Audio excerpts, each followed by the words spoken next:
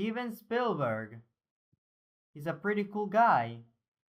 I mean, he directed Jaws, Jurassic Park, Raiders of the Lost Ark, and E.T. and several other films, which I will not be talking about today. You may notice that in Steven Spielberg's films, there's also ongoing themes.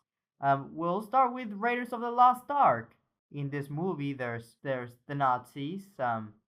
They desire to control power beyond their understanding, the power of God.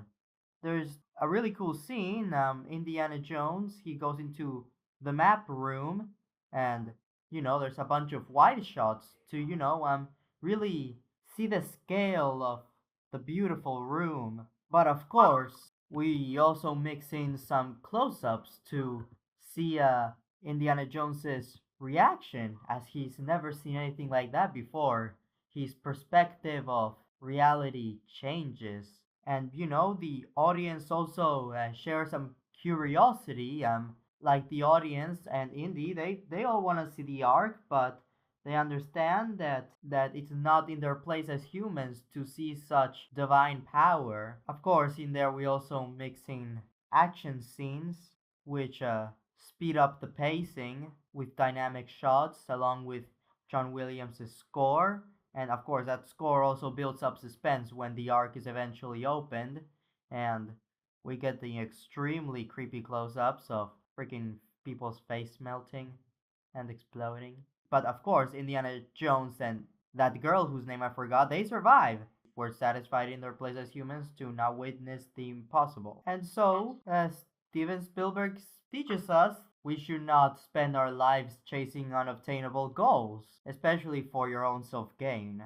Well, there's Jurassic Park. This movie literally shows what happens when you manage to control extraordinary power. However, in Jurassic Park, it at first it doesn't seem too bad. In this movie, you have John Hammond manages to use fossilized blood to bring the dinosaurs back from extinction. John wants to use it for not just knowledge but also entertainment to bring a smile to people's faces. There's well meaning behind that. An extremely iconic moment. We get our first look at the Bronchiosaurus. Spielberg doesn't reveal it right away. Delays with it first focusing on Alan's and Ellie's reaction, and then slowly but surely reveal the Bronchiosaurus, making for, and not to mention, the reveal is accompanied by John Williams' uplifting score. It makes you feel like a child. The characters feel like children seeing